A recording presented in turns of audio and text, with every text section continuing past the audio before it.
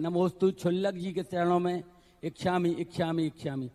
महाराज जी, मेरी जिज्ञासा है कि धर्मनाथ भगवान के बाद कुछ धर्म में विच्छिन्न आया था और उसके बाद शांतिनाथ भगवान से लेकर आज तक निरंतर शांति धारा होती आ रही है और आपके श्रीमुख से भी शांति धारा का बहुत ज्यादा महत्व बताया गया है और देखा गया है कि लोगों में शांति धारा के प्रति बहुत ही बढ़ चढ़कर आदमी इस शांति धारा का वो कर रहे हैं, अपने जीवन में शांति धारा का बहुत बड़ा महत्व है। प्रश्न करें। महाराज श्री, मेरा प्रश्न है कि कुछ धर्म जानने वाले महानुभाव कुछ मंदिरों में शांति धारा का निषेध करते हैं।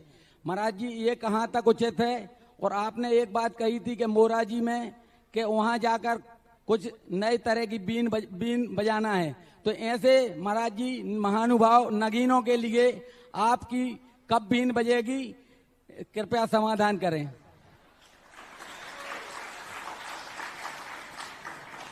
पहली बात है कि शांति धारा जो शुभदीनाथ भगवान के बाद और धर्मनाथ भगवान के, शांतिनाथ भगवान के पहले बीच बीच में धर्म का विच्छेद हुआ।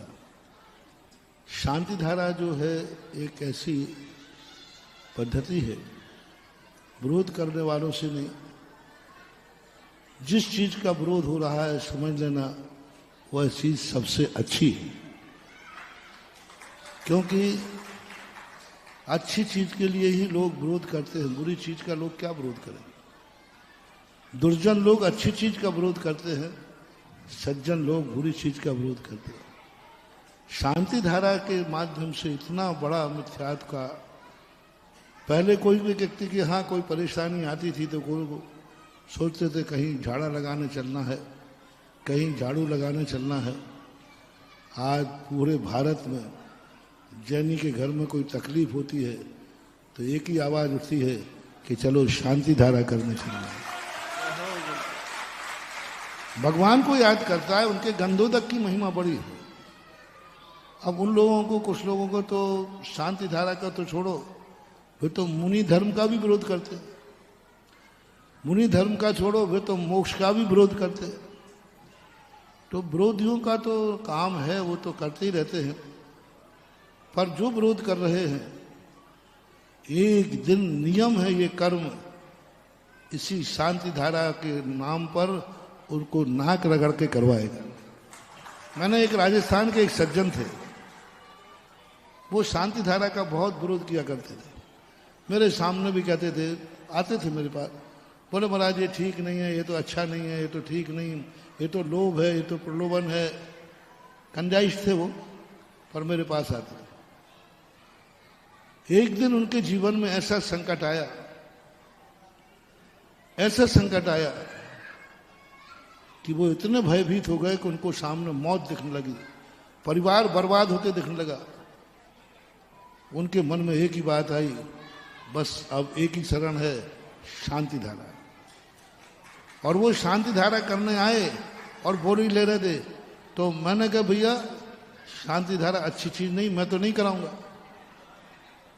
आपके लिए शांति धारा कराऊं, ये तो संभव नहीं, अच्छी चीज ही नहीं। वे रो पड़े, मेरे पैर पकड़ ले, बोले महाराज मुझे बचाओ, मैंने शांति धारा का विरोध किया है, शायद मेरी जिंदगी में वही पाप का उदय आया है। आज मैं शांति धारा करके सारी समाज को दिखाना चाहता हूं कि मैं शांति धारा का जिसका विरोध कर रहा था, आज उसी शांति धारा की शरण में मुझे आना पड़ा।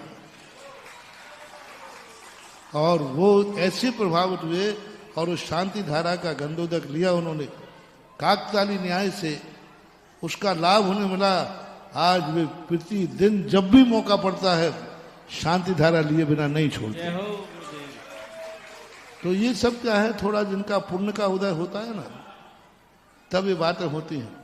जब थोड़े पाप का उदय आए ना, तो जो भगवान के अभिषेक को भी गंदा पानी मानते हैं।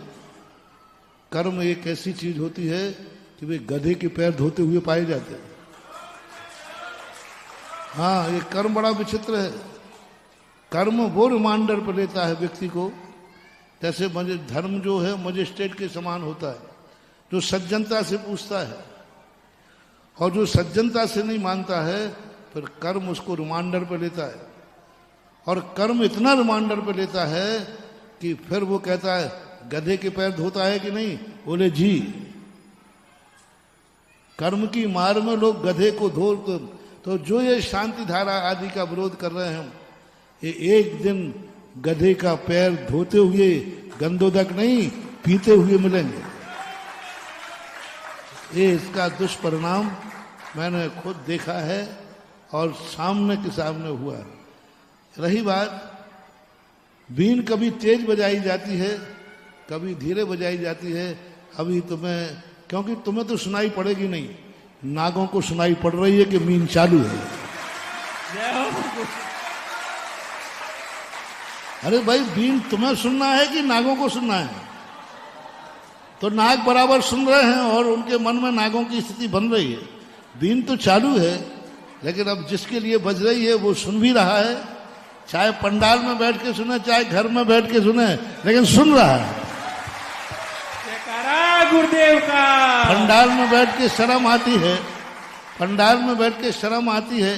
पंडाल में बैठकर जिनकी नाक बड़ी है वे नाक छुपा करके घर में बैठ के सुनते हैं, लेकिन सुन रहे हैं।